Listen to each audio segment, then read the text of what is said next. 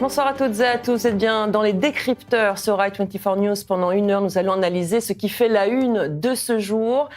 Mais avant tout, je voudrais vous parler du vivre ensemble. C'est quoi le vivre ensemble ? C'est ce qu'on vit ici en Israël chaque jour. Je vais vous parler d'abord de ce match de samedi entre le Maccabi Haïfa et l'Hapoel Petah Tikva. La rencontre a été suspendue quelques minutes, non pour une bagarre ou un incident, mais bien pour permettre à des joueurs musulmans de rompre le jeûne du Ramadan. Un arrêt de jeu, une date, un verre d'eau. Cette scène raconte quelque chose de la réalité israélienne, une réalité que l'on montre peu, que certains cachent même. Ici, juifs et arabes travaillent ensemble dans les hôpitaux, les pharmacies, les tribunaux, les universités. Ils siègent même côte à côte à la Knesset. Ils prennent les mêmes bus, se croisent sur les plages de Tel Aviv ou à Haïfa, jouent ensemble dans les équipes nationales de football ou de basket. Est-ce que tout est parfait ? Loin de là, ce n'est pas le pays des bisounours. Il y a bien des tensions, des blessures, des désaccords profonds. Mais parler d'apartheid comme le font les ennemis d'Israël, c'est nier ces scènes du quotidien. Samedi soir, sur un terrain de football, on n'a pas seulement suspendu un match, on a rappelé une évidence. Dans ce pays, malgré les tensions, malgré la guerre, malgré les discours extrêmes, des citoyens de religions différentes vivent, travaillent et avancent ensemble.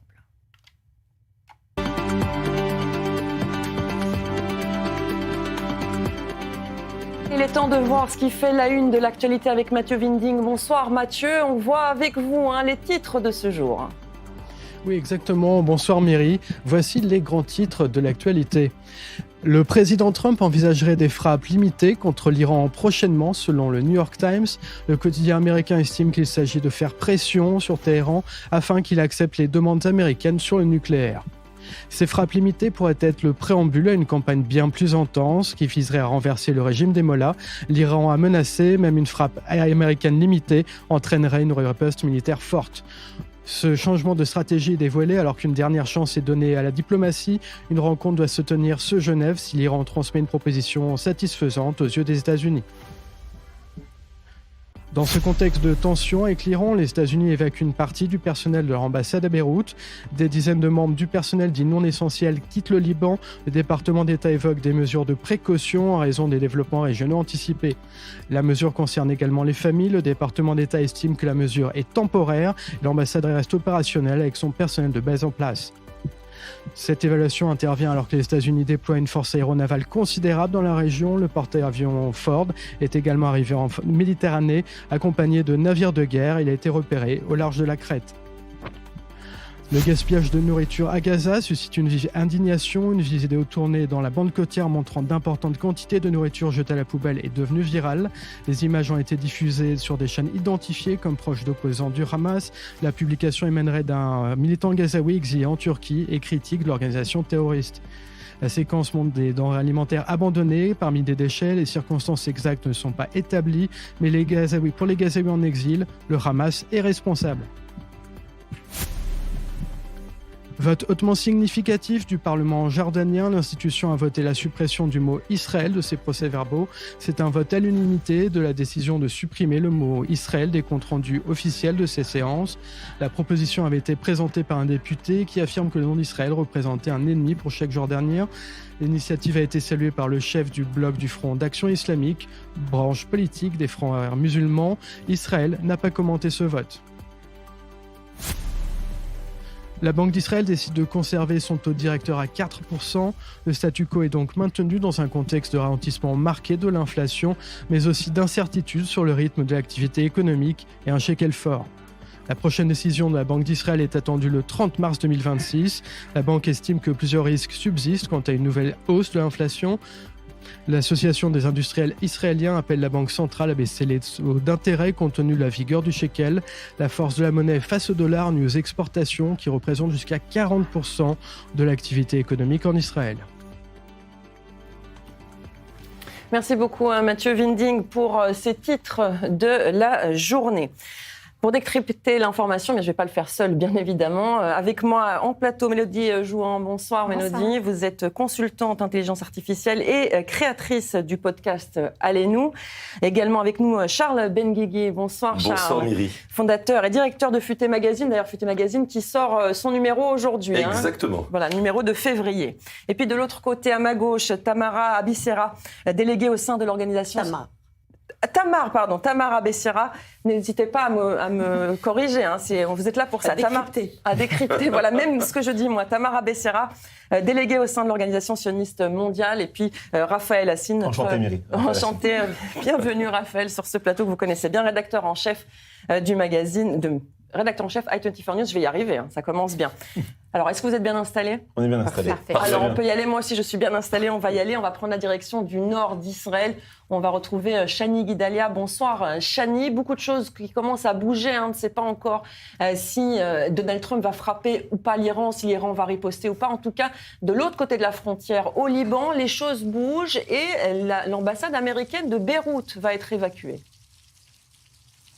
Oui, l'ambassade américaine qui a déjà évacué des dizaines de membres de son personnel dit non essentiel. On parlerait d'une cinquantaine de personnes qui ont déjà été évacuées avec leurs familles. Selon la chaîne libanaise LBCI, ces évacuations ont lieu via l'aéroport international de Rafik Hariri. Il s'agirait, je cite, d'une mesure de précaution face à des développements régionaux attendus. On précise quand même, Myri, sans vouloir être alarmiste, que la dernière fois qu'une telle évacuation a eu lieu, c'était la veille de l'opération Midnight Hammer dans la nuit du 21 au 22 juin, lorsque les États-Unis ont frappé les sites nucléaires iraniens. Et puis, évidemment, il faut dire que ça se passe dans le cadre d'un déploiement massif des avions américains.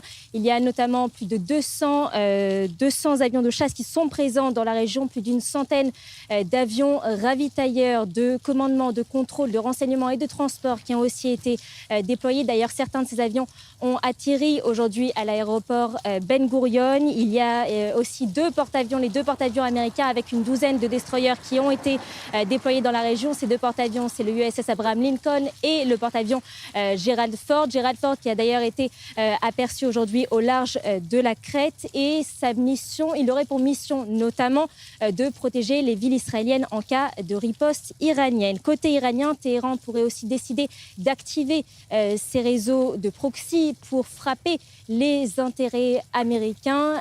Évidemment, quand on parle de proxy, on pense tout d'abord au Hezbollah libanais, mais aussi à d'autres alliés du régime iranien. Et bien qu'aucun complot précis n'ait été identifié, les responsables ont noté une intensification des échanges entre des membres des organisations terroristes, signe d'une certaine coordination, d'une certaine planification. Une dernière information, Myri, qui est importante de préciser, c'est que Marco Rubio, qui devait arriver en Israël samedi soir, sa visite a été déplacée. Il devrait arriver en Israël lundi soir. Le département d'État précise aussi que cette visite pourrait à nouveau être reportée au vu des événements. Merci beaucoup, Shani Guidalia, depuis le nord d'Israël. On voit que les choses bougent. On ne sait évidemment pas quand Donald Trump et si il va donner l'ordre de frapper l'Iran. On va commencer avec vous, Charles. En Israël, on est toujours dans l'attente. On est prêt. Il y a des avions ravitailleurs américains qui sont arrivés. Il y a des signes que peut-être la frappe serait imminente, mais on le dit depuis un certain moment. Est-ce qu'on y croit encore à cette frappe américaine ?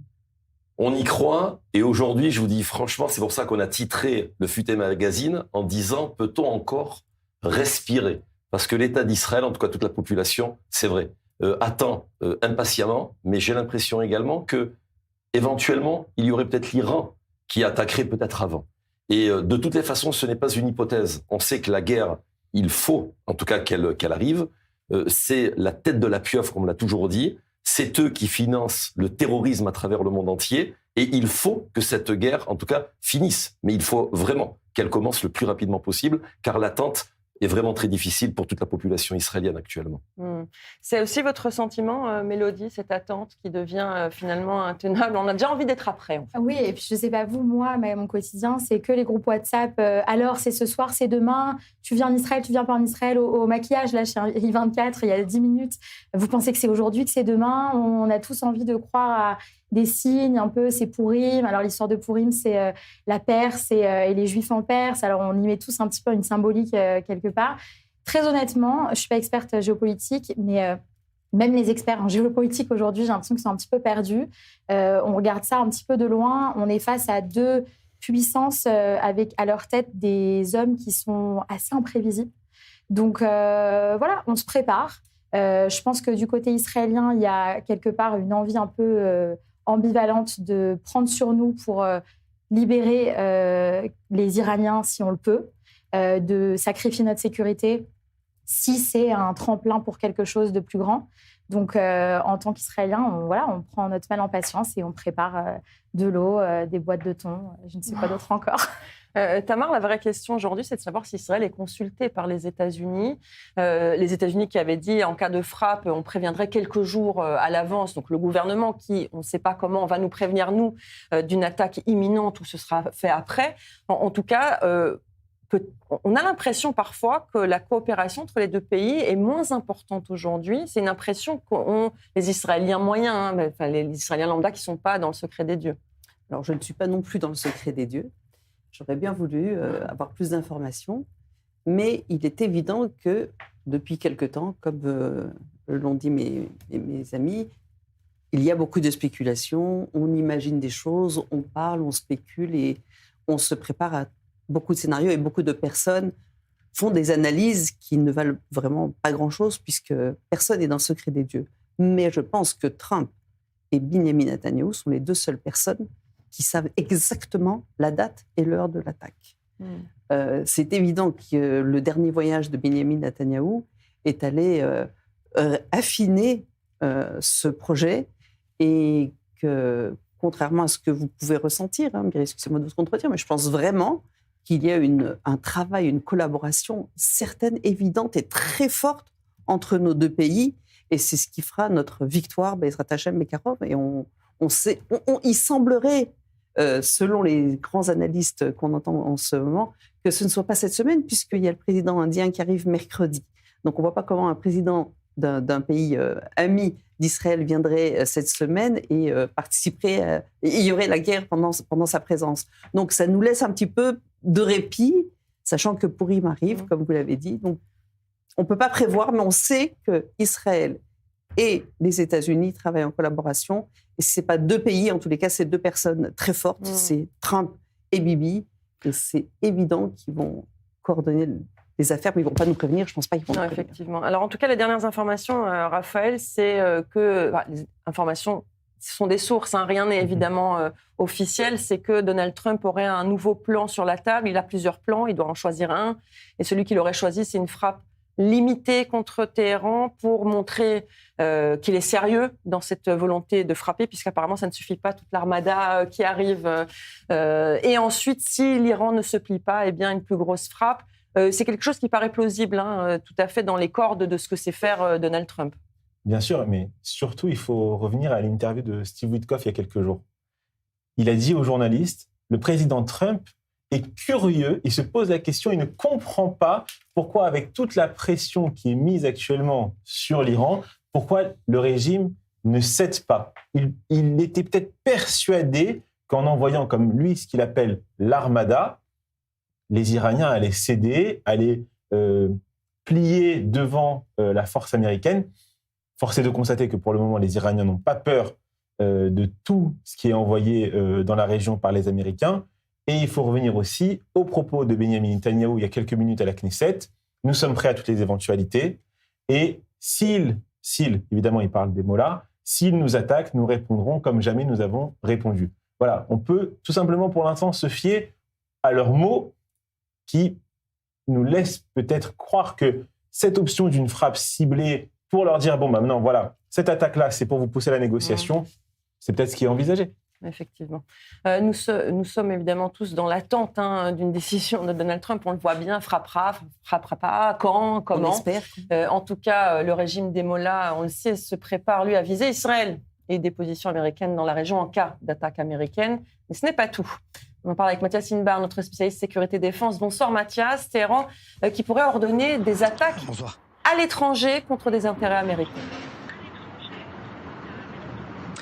Oui, effectivement, et ce ne serait pas nouveau. Souvenez-vous quand même, lorsque Israël avait éliminé le prédécesseur de Hassan Nasrallah, eh bien immédiatement, c'est l'Iran qui avait coordonné avec le Hezbollah les 2 attaques de Buenos Aires, de Lamia et ensuite d'un centre culturel, coup après coup, et ensuite plusieurs attaques qui ont été coordonnées au cours des dernières années entre le Hezbollah qui a des réseaux tentaculaires en Europe et l'Iran. Et donc ça serait véritablement pas une surprise de voir que l'Iran demande à ses proxys, on parle notamment du Hezbollah, mais pas seulement d'Al-Qaïda aussi, de passer à l'action contre des cibles israéliennes, juives ou américaines en Europe ou dans d'autres régions, par exemple comme l'Asie. Et ça non plus, ça serait pas nouveau parce que vous allez me poser la question de savoir quel rapport entre Al-Qaïda sunnite et l'Iran chiite. Or, la CIA, souvenez-vous, il y a quelques années, avait éliminé le numéro 2 d'Al-Qaïda à Téhéran. Et il ne s'était pas caché en Afghanistan. Donc, on voit bien que entre ennemis, en tout cas face à un ennemi commun, on s'entraide, on est presque mercenaires l'un pour l'autre, l'un avec l'autre. Et donc, effectivement, ce scénario est plus qu'envisagé par les États-Unis et par Israël. C'est la raison pour laquelle le niveau d'alerte a été extrêmement élevé au niveau des ambassades américaines en Europe et également des ambassades israéliennes dans le monde. Merci beaucoup Mathias Inbar pour ces précisions. Alors justement, on se pose cette question, si l'Iran décide de déplacer la guerre, finalement sa guerre en Europe notamment, en Occident, contre des intérêts américains, israéliens, mais juifs aussi. Est-ce que l'Europe est prête, d'après vous, Tamar ? Je ne serais pas si sûre que ça, que l'Europe soit prête à une intervention de la part de l'Iran, aussi bien sur la communauté juive ou américaine. Et il serait pas bon pour eux d'agir de la sorte. On sait qu'on est dans une pression constante et qu'on est dans il y a la tension stratégique qu'ils essayent d'orchestrer et de nous faire sentir en ce moment. Ils auraient plus ils auraient plus tendance à agir à travers leurs proxys comme le Hezbollah et nous attaquer sur le nord ou le Yémen ou des gens proches d'eux qui ont l'habitude d'agir avec eux. Mais en Europe, je ne vois pas tellement l'intérêt parce qu'ils perdraient beaucoup de soutien.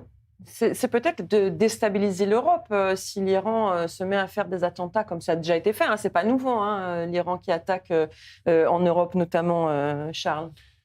Tout à fait. Je vous rejoins. Pour moi, l'Europe ne pourra pas répondre. Et pour moi, c'est Israël et les États-Unis qui vont sauver le monde. C'est une obligation. De toutes les façons, ils nous ont tellement, en tout cas, menacés avec de l'antisémitisme, etc. J'ai l'impression qu'il y aura un revers de la situation où ils comprendront que c'est l'État d'Israël et l'armée israélienne qui pourra éventuellement les sauver. Mais moi, ce qui m'étonne, c'est pas ça. C'est comment, aujourd'hui, on laisse autant avancer l'Iran. Et surtout, ce qui me revient à l'idée aujourd'hui, ce soir, sur ce plateau, c'est de savoir pourquoi Trump nous a demandé, en tout cas à l'aviation israélienne, d'arrêter et de revenir en arrière et d'arrêter en tout cas les frappes. Parce qu'aujourd'hui, on voit bien que c'était sûrement une erreur. Quand on voit que la menace, en tout cas de Trump, et toute l'armada, comme on vient d'en parler, ne sert apparemment à rien, ils n'ont pas froid aux yeux, ils iront pour moi jusqu'au bout. Et bien évidemment, ce n'est pas avec de la diplomatie que en tout cas, les choses avancent, c'est uniquement par des résolutions qui sont fermes. C'est les attaquer et en finir vraiment avec ce régime. Alors à Téhéran, justement, la contestation reprend de la voix, c'est important de le dire, et de nouveau des manifestations, notamment dans les universités, beaucoup autour de cette jeunesse, des universitaires, des étudiants qui relèvent la tête, qui appellent à la fin de Ali Khamenei notamment. Et puis selon certaines sources, il y a des tentatives à l'intérieur même du régime de faire tomber l'ayatollah. On en parle avec le grand reporter du Figaro, Georges Malbruno. Bonsoir. Bonsoir. Merci d'avoir accepté notre invitation sur i24 News. Alors tout d'abord, quelles sont justement ces tentatives, ces initiatives pour faire taire ou faire partir Ali Khamenei? Alors, début janvier, le jour de la répression. On a une très mauvaise connexion, malheureusement, Georges Malbruno. On va essayer de rétablir cette connexion. On revient vers vous le plus rapidement possible. On le voit. Vous le disiez tout à l'heure, Mélodie, peut-être qu'Israël pourrait venir en aide à cette population iranienne qui a soif de liberté, de se défaire de ce régime des mollahs. On voit que même s'il y a moins de manifestations, les manifestants sont toujours là. C'est important de souligner aussi le courage de ces Iraniens. Bien sûr, et c'est important aussi d'être une voix, parce qu'il y a beaucoup de diaspora iranienne en Occident. C'est important de les soutenir, parce qu'on sait... on ne peut pas les laisser, en fait, on va dire. On a vraiment ce côté... on est deux grands peuples... On a besoin d'être là les uns à côté des autres. On a vu récemment les manifestations dans les grandes villes d'Europe, les Israéliens et les Iraniens contre le régime ensemble. C'est de là, on a vu à travers le temps que oui, la force armée peut aider, mais en effet, la force armée, c'est pas magique, quoi. Il faut que les gens soient convaincus à l'intérieur. Effectivement. Alors, on a récupéré Georges Malbruno. J'espère qu'on vous entend mieux et que vous nous entendez comme il faut. Georges Malbruno, des manœuvres auraient donc commencé à l'intérieur du régime pour écarter le numéro 1 iranien. De quoi il s'agit exactement ?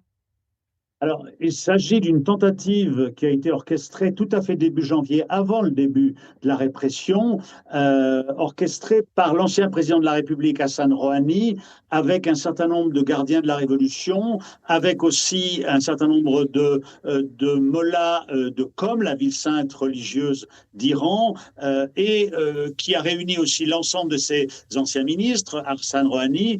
Et le but était non pas, je dirais, de destituer en bonne et due forme le guide suprême, parce que c'est pas comme ça que ça se passe en Iran, mais en tout cas de le dessaisir de la gestion quotidienne de la crise actuelle. Et cette tentative, qui était quand même assez avancée, a échoué parce que au dernier moment, il y a un personnage central qui n'a pas voulu jouer le jeu, c'est Ali Larijani, qui est le patron du Conseil suprême de sécurité nationale, c'est-à-dire l'instance qui, aux côtés du guide, prend les options stratégiques de l'Iran. Ali Larijani avait envoyé un émissaire lors d'une réunion avec Hassan Rouhani, et au dernier moment, Ali Larijani et un certain nombre de gardiens de la Révolution n'ont pas voulu endosser cette tentative qui a finalement échoué et qui a entraîné ensuite, au contraire, une reprise en main par les durs autour d'Ali Khamenei, par la force Al-Quds, par les Bassidj, de la répression qui s'est abattue sur les Iraniens, comme vous en souvenez, à partir du 8 janvier. Donc, ça n'était pas une tentative de destituer le guide suprême, mais c'est une tentative de le paralyser, en tout cas de le mettre à l'écart pendant la gestion de cette crise, parce que Rouhani, qui est quelqu'un de réaliste, avec qui on avait signé le JCPOA en 2015, et d'autres pensent que, Ali Khamenei est l'empêcheur de tourner en rond et qu'il faudrait une transition à l'intérieur du régime pour sortir l'Iran de la crise, probablement par des négociations, mais ensuite, il est évident que les durs ont repris les choses en main. Donc voilà, cette tentative n'a pas abouti, mais je pense qu'elle signifie, c'est ça qui est important, c'est qu'il y a des gens au sein du système qui se disent que là, on va dans le mur, que Donald Trump est très sérieux, qu'il ne nous offre aucune possibilité de sortir des négociations puisqu'il ne veut pas lever les sanctions, et par conséquent, le refus systématique qui est celui du guide Ali Khamenei est peut-être suicidaire par le régime, et c'est ce qu'ont voulu signifier Rouhani et un certain nombre de personnes autour de lui. Merci beaucoup, Georges Malbruno, pour ces précisions. Et votre article est passionnant, il est à lire dans Le Figaro. Merci beaucoup. Raphaël, on le voit, même à l'intérieur du régime, il y a des désaccords, notamment sur la gestion de la crise. C'est comme ça qu'ils l'appellent, ces manifestations contre le régime. Mais ça reste toujours le même régime. Ça reste toujours le même régime. Si demain, les fous religieux tombent, ça peut être les fous militaires qui prendront le pouvoir. On en parlait déjà la semaine dernière sur ce plateau. Et il y a une interview qui a été donnée il y a quelques heures par l'ancien directeur de la CIA qui a déclaré clairement, il a dit voilà, plusieurs frappes contre le régime ne feront pas tomber le régime. C'est-à-dire que aujourd'hui, cette option militaire américaine, elle n'est pas imaginée comme pouvant aller jusqu'à faire tomber le régime. Le régime est très solide. L'Iran est un immense pays. Donc, ils ont la main mise sur le peuple. Vraiment, aujourd'hui, seul le peuple iranien, s'il se révolte massivement, serait capable de le faire tomber, ce régime. Ce ne sont pas ces frappes. C'est ce que dit l'ancien directeur de la CIA, et c'est un sentiment que je partage. Alors, il nous reste une petite minute. Tamar, Rouhani, Pezeshkian, Ali Khamenei, pour Israël, c'est la même chose. Je n'osais pas trop le dire, mais pour nous, c'est un petit peu la même chose, parce qu'on se rappelle que Rouhani a signé les accords à l'époque de Obama en 2015, et on ne peut pas dire que ce soit des accords très fiables.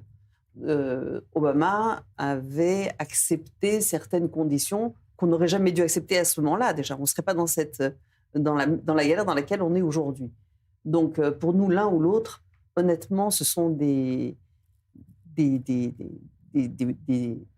partis qui se ressemblent. Et ça parce que peut quand être on dit mieux pour Israël. Quand on dit les modérés, c'est les modérés iraniens. Effectivement. Et puis pour les Iraniens, je pense que ça ne change pas Pour grand-chose Israël, non plus.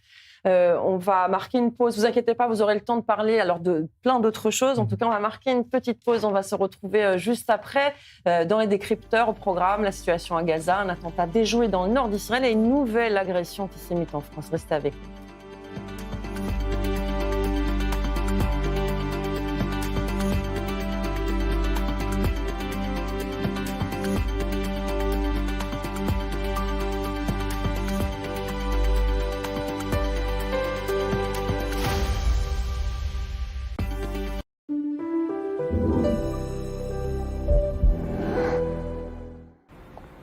Oh là là, la tête de votre portière. Là, c'est chaud pour vous. Très chaud. Mais vous êtes chez Direct Assurance. Un voiturier récupère votre voiture et vous en prête une le temps des réparations. Vous avez choisi Direct Assurance. Vous avez assuré. C'est nul d'être un adulte. Les adultes, ils doivent travailler toute la journée. Les adultes, quand ils reçoivent du courrier, c'est que des factures. Et les factures, ça craint. C'est vrai, oui. Mais nous, on a permis de conduire.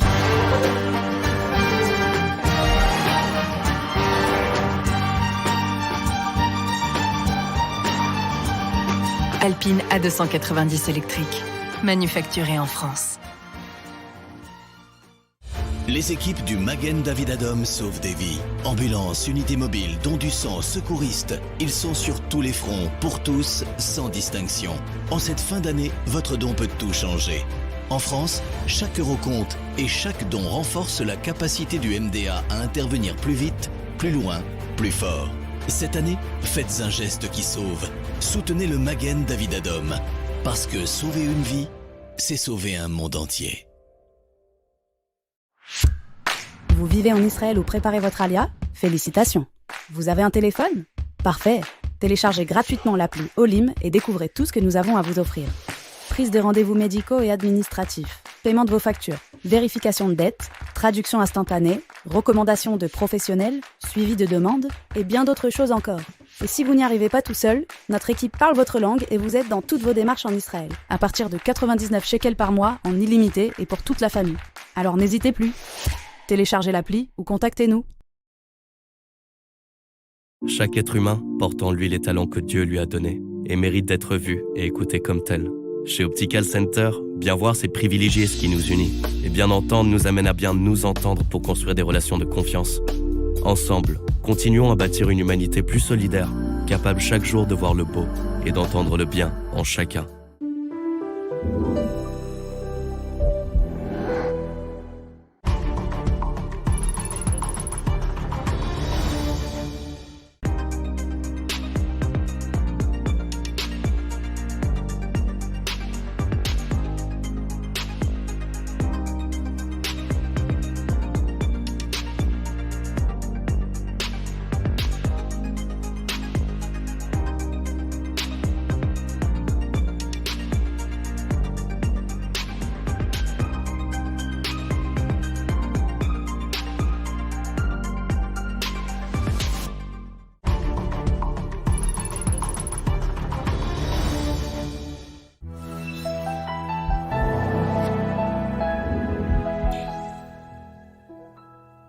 Innovation est de retour sur i24 News. Chaque semaine, nous vous emmènerons à la découverte de celles et ceux qui font demain, ici, au cœur de la Startup Nation.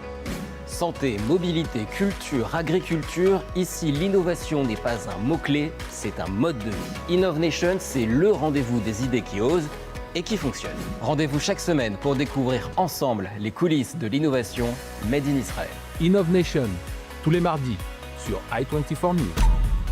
Parce qu'au Moyen-Orient, chaque jour qui passe écrit l'histoire. Parce qu'ici, tout va plus vite, tout s'amplifie.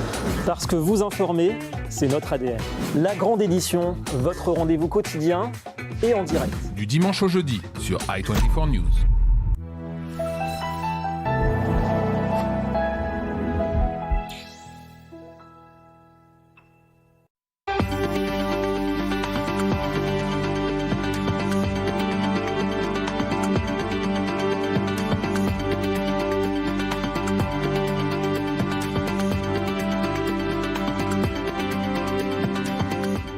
Bonsoir à ceux qui nous rejoignent, merci à ceux qui sont restés. Vous êtes bien dans l'émission Les Décrypteurs sur i24 News. Et les décrypteurs ce soir, c'est Mélodie Jouan. Bonsoir Mélodie, Tamara Abessiara, Charles Benguigui et Raphaël Hassine.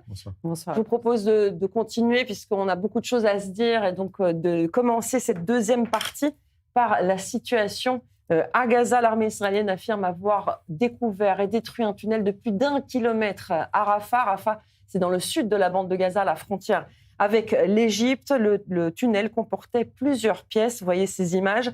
Des armes ont été trouvées sur place. Le tunnel a été découvert du côté israélien de la ligne de cessez-le-feu à Gaza, cette fameuse zone jaune, comme on l'appelle, dans une zone de Rafah où des dizaines de membres du Hamas étaient retranchés pendant des mois. On en a beaucoup parlé sur cette antenne. Le tunnel a donc été découvert et détruit. C'est une information importante, Raphaël, notamment parce que ces tunnels sont toujours là. C'est-à-dire qu'il y a une partie du réseau de tunnels, réseau de métro, comme on l'appelle ici, qui a été détruit, mais seulement une partie. Mais c'est rassurant tout de même de voir que Tsahal continue d'opérer dans la bande de Gaza et continue de détruire ces tunnels. Il y a eu des informations il y a quelques jours qui disaient que des groupes hostiles au Hamas s'occupaient des tunnels. J'ai plus confiance en l'armée israélienne. C'est à l'armée israélienne de continuer le travail contre les installations du Hamas. Ça fait partie de la destruction du Hamas, de détruire ces tunnels. Et quand je vois ces tunnels, j'ai une pensée pour tous les otages qui étaient dans ces tunnels pendant des mois et qui ont souffert sous la terre de Gaza. Il faut détruire ces tunnels. C'est important pour notre sécurité et pour la survie d'Israël. Il y a aussi eu un terroriste encore éliminé qui tentait de passer en zone jaune. Zone jaune, je rappelle, c'est la partie contrôlée par Israël dans la bande de Gaza, selon l'accord de cessez-le-feu. C'est-à-dire que c'est un accord qui est reconnu d'une manière internationale. Et donc, le terroriste a été éliminé, comme l'a dit Raphaël. Charles, il y a effectivement encore des opérations, en tout cas dans la zone jaune, mais ce qui se passe de l'autre côté de cette zone, c'est ça qui est inquiétant aujourd'hui avec ce Hamas qui se renforce. C'est très inquiétant parce qu'on se pose la question, combien y a-t-il de kilomètres encore de tunnels ? Combien encore de tunnels il faudrait détruire ? On sait très bien qu'ils peuvent revenir et atteindre à la civilisation, en tout cas aux civils israéliens en Israël. Il faut, mais vraiment, ne pas cesser. On a l'air vraiment de s'interroger qu'on continue d'opérer à Gaza, mais c'est une urgence pour notre sécurité. Il faut en finir avec le terrorisme, en tout cas à Gaza. Il ne faut en aucun cas oublier ce que nous avons vécu le 7 octobre, ce qu'ils ont fait. Cela peut malheureusement, et on est déjà averti, ça peut éventuellement revenir. Donc il faut tout détruire sans hésiter, sans se poser trop de questions et avancer le plus rapidement possible pour éviter, chas v'shalom, comme on dit, que Dieu nous préserve en hébreu, d'avoir prochainement, ou je ne sais pas quand, une autre catastrophe. Il ne faut pas être naïf. Il faut finir totalement la destruction de chacun des tunnels à Gaza. Tout de même, finir le travail, ça veut dire de nouveau engager des troupes, rentrer dans la partie qui n'est plus sous contrôle israélien. Mélodie, c'est très dur quand même de se dire on repart en guerre, de nouveau des jeunes soldats qui vont malheureusement tomber parce que c'est ça la guerre. C'est terrible parce qu'en fait, on a l'impression et on a eu l'impression d'être libérés à la libération des derniers otages, quand les troupes sont parties. Je me souviens de vidéos sur les réseaux sociaux, les soldats chantaient « on est tellement heureux de rentrer à la maison ». Et au final, ça dure et ça dure et ça dure et ils sont encore là-bas, en fait. Et on s'est dit un peu naïvement, enfin moi, qui suis arrivée en Israël il y a 1 an et demi, je me suis dit, bon, ça y est, la guerre est finie. Ils vont tous rentrer et puis on en garde quelques-uns pour surveiller le front et puis c'est fini. En fait, pas du tout. Comme tu disais, Raphaël, l'infrastructure logistique du Hamas fait partie du Hamas. On a besoin de s'en occuper. Donc, en fait, on a encore des jeunes et des moins jeunes qui sont là-bas, encore des papas, des oncles, des frères, des filles, exactement. Et il ne faut pas les oublier, en fait. Dans notre quotidien, on n'y pense pas. Là, on est focus sur l'Iran, etc. Mais au quotidien, eux, ils sont là-bas et dans la pluie, dans le froid. C'est hyper important qu'on continue à les soutenir et à réaliser et à ce que la scène internationale réalise aussi que c'est encore ce qui se passe. Et si je peux me permettre, pardonnez-moi, j'ai des neveux qui sont à Gaza actuellement et qui nous disent, et souvent, et qui répètent, on est là pour finir le travail. Pour quelle raison? Qu'on n'ait pas fait tout ce qu'on a fait jusqu'à aujourd'hui pour rien. Que nos copains ne soient pas morts en vain. Donc il est important de continuer et de finir le travail. Oui, le problème, Tamar, c'est que c'est une guerre sans fin quand on se bat contre les terroristes. Au final, quoi qu'il arrive, c'est une idéologie, c'est surtout une éducation. Depuis 20 ans que le Hamas éduque ses enfants, plus déjà, mais en tout cas 20 ans qu'il a le contrôle de ce territoire et qu'il n'en a finalement pas fait grand-chose, en tout cas pas pour les Palestiniens. C'est ça qui est aussi important de souligner. Et c'est sûr qu'il est surtout et se constater que malgré cette trêve relative, le Hamas continue à orchestrer une action défensive assez terrible, quoi. S'ils sont encore dans ces tunnels et aussi armés, il faut que le coup près tombe et que Benjamin Netanyahou mette en place son ultimatum. Il lui a donné 60 jours pour être désarmé. Si jamais il n'accepte pas de poser les armes, il va falloir qu'on aille les chercher.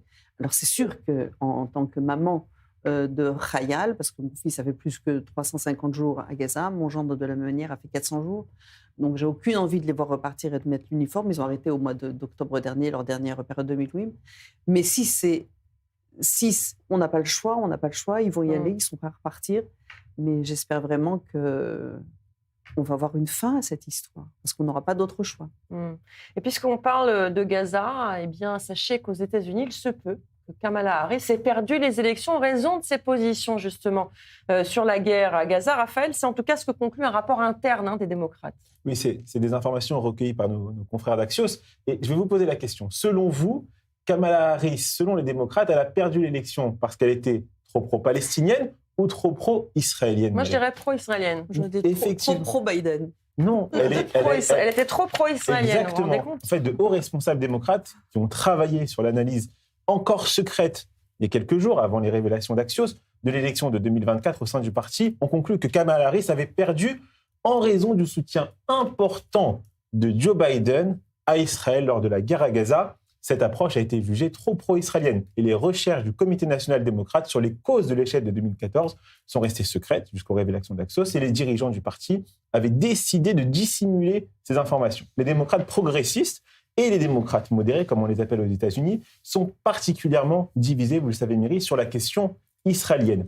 L'aile gauche étant plus critique à l'égard des actions d'Israël contre les Palestiniens à Gaza et beaucoup remettant en cause le soutien indéfectible des États-Unis à Israël. Alors, pendant sa campagne, on s'en souvient, Kamala Harris avait essayé de trouver une sorte d'équilibre, soutenant la libération des otages, tout en appelant à la protection des civils à Gaza, en appelant à un cessez-le-feu.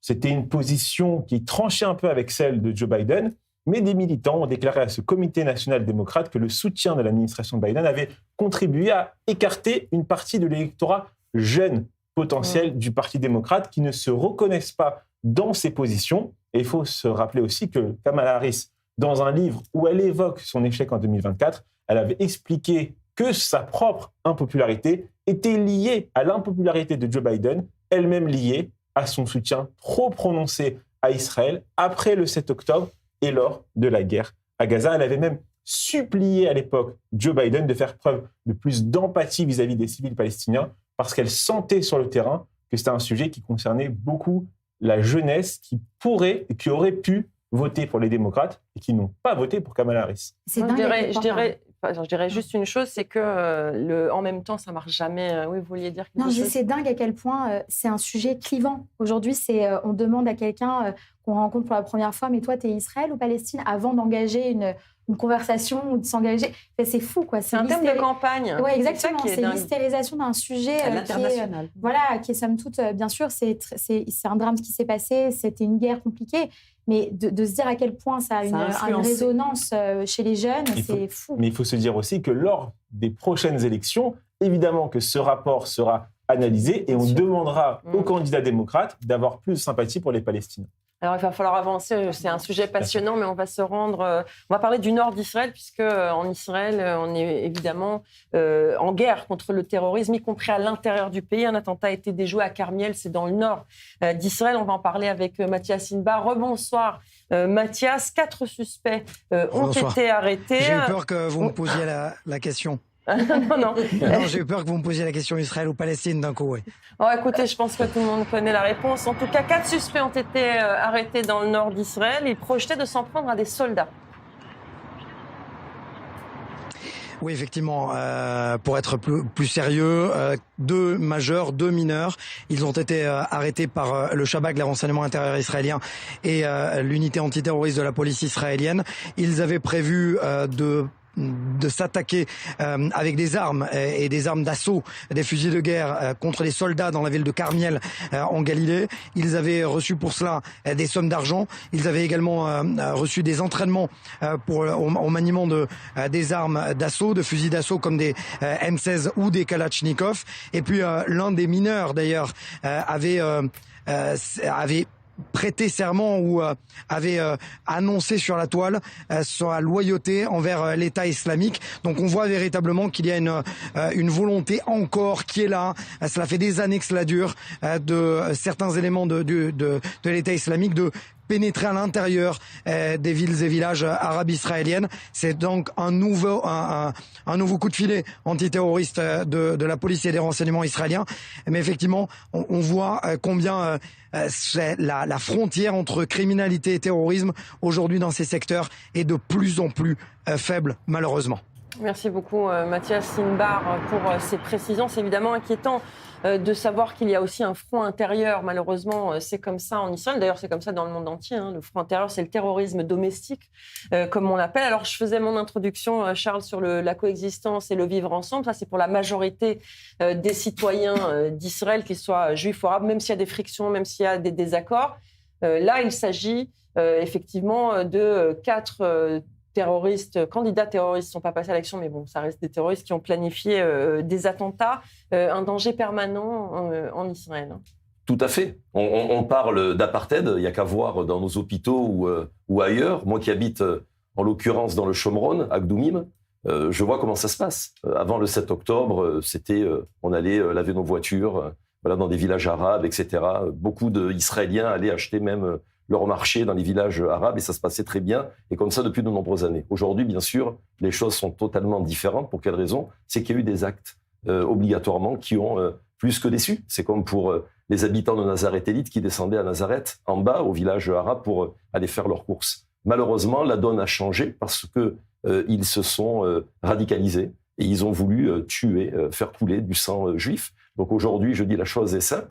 Il faut être radical aussi avec eux, avec des mesures fermes, à savoir emprisonner et ceux qui font des actes donc contre la population israélienne, mais en même temps faire payer toute leur famille. Voilà, pour qu'ils comprennent et qu'ils réfléchissent à 2 fois avant de faire des actions terribles et mortelles sur le territoire israélien. Raphaël, c'est important quand même de distinguer d'abord les Palestiniens des Arabes israéliens, puisque les Palestiniens, ils ne rentrent plus travailler en Israël en raison du 7 octobre, c'est normal, et les Arabes israéliens qui, dans leur grande majorité, ne se sont pas soulevés à l'appel du Hamas le 7 octobre, mais qu'il y a évidemment et malheureusement des radicalisés, comme l'a dit Charles. Alors là, pour le coup, Mathias l'a dit, l'État islamique, mais l'État islamique a recruté des jeunes perdus en Bretagne pour aller ensuite faire le djihad en Syrie. Donc, avec en plus de ça, sans cette barrière de la langue partagée, l'arabe. Là, en l'occurrence, il y a eu des recrutements, souvent des jeunes, désœuvrés, des jeunes un peu perdus, en manque de repères. Et c'est vrai qu'il faut bien faire cette distinction tout de même entre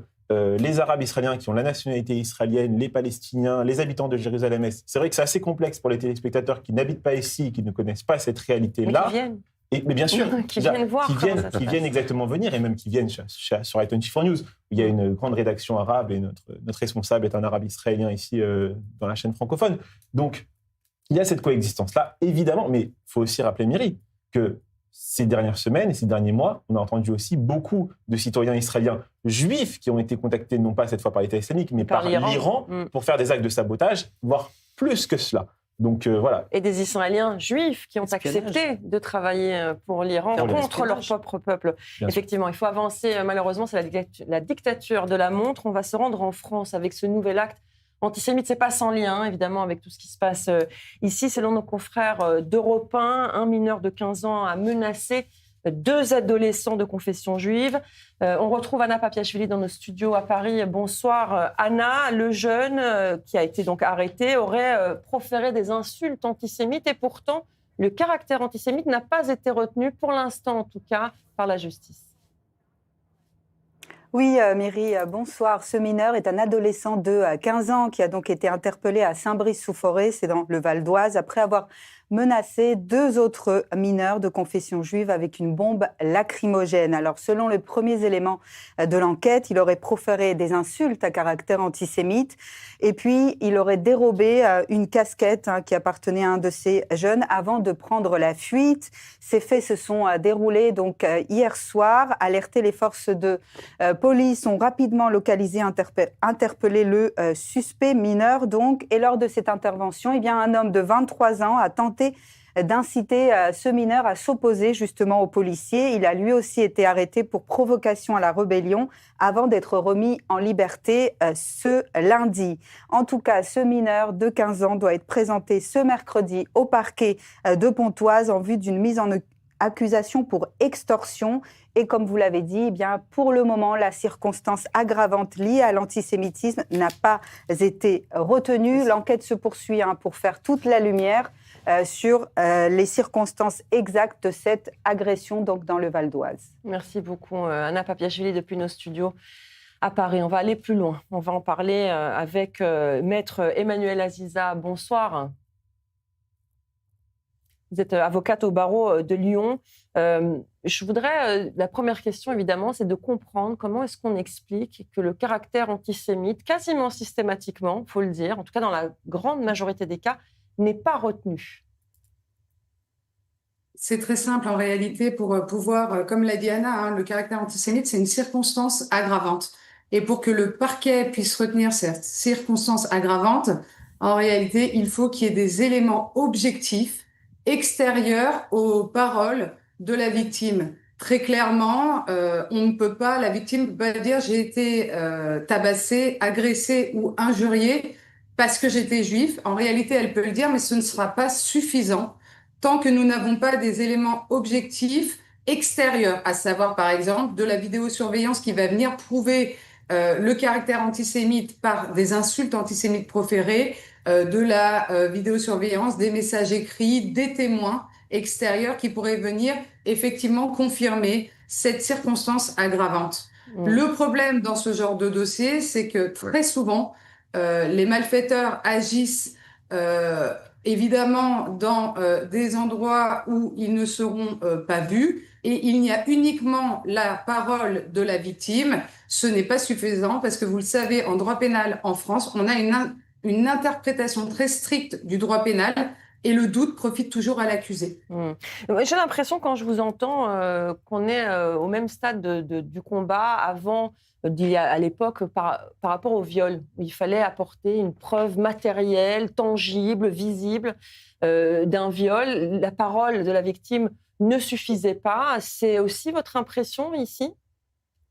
Alors, c'est complètement différent, mais la logique, en réalité, est à peu près la même. Vous avez raison, Myri. C'est-à-dire que vous ne pouvez pas uniquement, sur la parole de la victime, engager une circonstance aggravante telle que, effectivement, l'antisémitisme.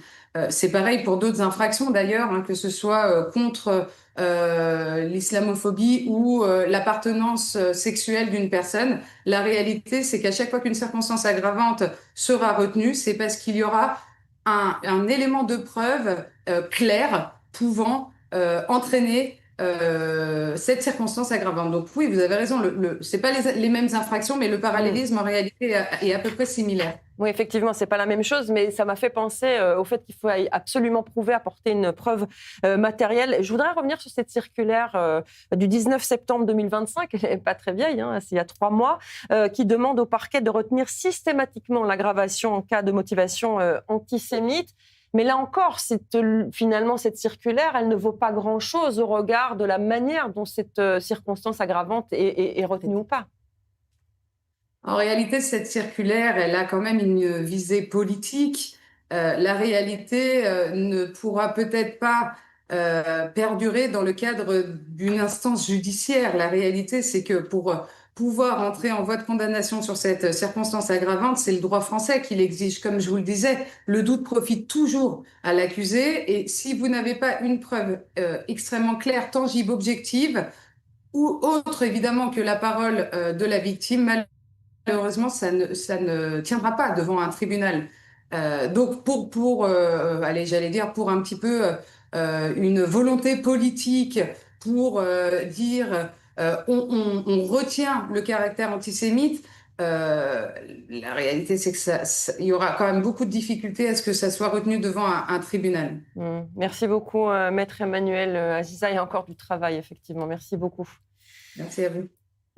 Tamar, on le voit, hein, c'est très compliqué en France, en tout cas. Je pense que c'est pas qu'en France, hein, partout, de faire prendre conscience à la justice, parce que les policiers, eux, sont déjà rodés pour la plupart. Ils savent, d'ailleurs, dans la plainte, le terme antisémitisme est maintenu, mais pas la justice. C'est un vrai problème. Hein. C'est un vrai problème parce que le gouvernement ne cesse de faire de prendre des décisions et d'écrire de beaux paragraphes, mais rien n'est mis en application, en fait. Ils sont retenus par des positions politiques, évidemment, comme l'a dit l'avocate, mais c'est vraiment pas rassurant de savoir qu'à chaque fois qu'il y a des actes antisémites, c'est pas la première fois, ça se reproduit régulièrement, on écarte tout le temps cette condamnation qui est claire, qui est limpide, qui est évidente pourtant pour tout le monde, quoi.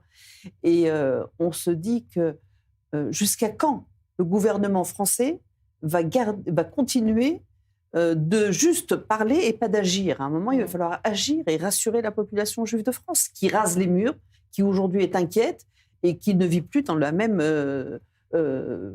condition que nous, on vivait à l'époque où on vivait en France. Bon, j'ai quitté la France à 18 ans, c'était rien à voir. Hein. Mais quand même, malgré tout, avant le 7 octobre, on pouvait pas, et les Juifs de France ne vivaient pas de la même manière, quoi. Raphaël, c'est important de souligner que la justice ne suit pas. Et donc, du coup, est-ce que les Juifs vont continuer à porter plainte ?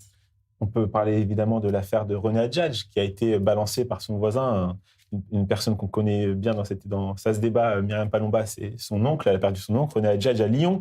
Il n'y a pas eu de circonstances aggravantes d'antisémitisme, alors que pourtant, sur les réseaux sociaux, le bourreau de René Adjadj écrivait des textes antisémites. Et pour revenir sur cette agression à Saint-Brice, je suis originaire de Sarcelles, c'est une ville qui est collée à Saint-Brice. C'est une ville initialement qui, il y a quelques années, était encore une ville bourgeoise, où les Juifs de Sarcelles qui voulaient fuir un peu l'insécurité de Sarcelles allaient vivre pour ne pas trop s'éloigner de leur ville d'origine. Et là, ils se retrouvent, et je parle avec des gens qui habitent dans cette ville et qui sont très inquiets. Il y a des groupes WhatsApp, vous connaissez tous ces groupes WhatsApp de mamans, de la communauté, etc. J'ai eu accès à certains messages qui sont envoyés suite à cette agression-là. Toute la communauté est très inquiète parce qu'en fait, il y a un climat délétère dans la ville. Et ils ont peur pour leurs jeunes, alors qu'à l'époque, quand j'allais à Saint-Brice-sous-Forêt voir des amis à moi, on pouvait rester dans les parcs, etc. Aujourd'hui, c'est plus pareil, ça n'existe plus. Oui, effectivement. Justement, Mélodie, votre podcast parle d'Aliyah. On imagine que l'une des motivations de l'Aliyah, c'est justement cet antisémitisme, parfois même d'ambiance, qu'on ne peut pas condamner, malheureusement, on le voit. Bien sûr. Sur le podcast, on donne la parole à des gens qui ont fait leur Aliyah, mais on reçoit énormément de messages de gens qui nous écoutent, qui se posent la question de l'Aliyah. Et beaucoup de ces personnes ont des enfants. Ils nous posent des questions ou nous racontent des histoires. Et on parle à la télé des grandes agressions. Mais il y a énormément de micro-agressions je te retire ta kippa comme ça, à je te pousse dans la rue, à je te dis sale juif, mais sur le côté un peu comme ça. Et en fait, toutes ces micro-agressions qui ne vont pas avoir de plainte, ne seront pas retenues, etc., participent à exactement ce que tu disais, Raphaël, à ce climat délétère qui fait que les gens se demandent où est ma place, en fait. Moi, j'ai envie de raconter quelque part très rapidement ce que j'ai vécu. On disait que c'était pas en 1 minute 30. Il y a 40 ans, c'était à l'école où on me disait, en tout cas dans la classe, on me posait des petites questions comme ça, les Canaries au-dessus des camps de concentration, où j'ai entendu sale juif, rentre chez toi, rentre dans ton pays, etc. Et j'ai su me défendre. Pour quelle raison? C'est que je savais que j'avais un certain aplomb, car mon papa était commissaire divisionnaire de police de la ville, 43 ans de fonction publique, et j'ai su me défendre. Mais au point que j'ai cassé le nez à cet enfant qui était dans la classe et j'ai fini directement dans le bureau du proviseur de l'école. Et quand ils ont convoqué, bien sûr, mes parents, mon papa m'a demandé « Mais pourquoi as-tu fait ça ?» Il dit « Parce qu'il m'a traité de sale juif, rentre dans ton pays. » Et j'en sanglotais, j'étais persuadé, étant né en France, que j'étais avant tout un Français, comme beaucoup de Français de confession israélite. C'est à ce moment présent que j'ai compris que même si, pour moi, dans ma tête, j'étais d'abord français, eh bien non, j'étais surtout le sale youpin désigné et j'ai pu, en tout cas, me défendre. Et grâce à mon papa, rapidement, pardonnez-moi, Amiri, mon père lui a dit « Tu es une graine de voyou et un jour tu seras dans mon filet au commissariat de police. » 8 ans après, ce garçon a fait un cambriolage. Et il a retrouvé papa qui lui a dit « Tu sais, aujourd'hui, qui c'est qui te met en prison ?» Eh bien, c'est un juif qui te rentre en prison. Effectivement, on voit que l'antisémitisme ne date pas d'hier ni du 7 octobre, malheureusement, même si ça l'a amplifié. Bien, les décrypteurs, c'est terminé pour ce soir. Merci à vous 4 d'avoir apporté votre éclairage, votre vision, votre point de vue sur l'actualité du jour. Restez avec nous, l'information continue évidemment sur i24 News et demain, ce sera Océane Nicole aux commandes des décrypteurs. Bonne soirée à tous.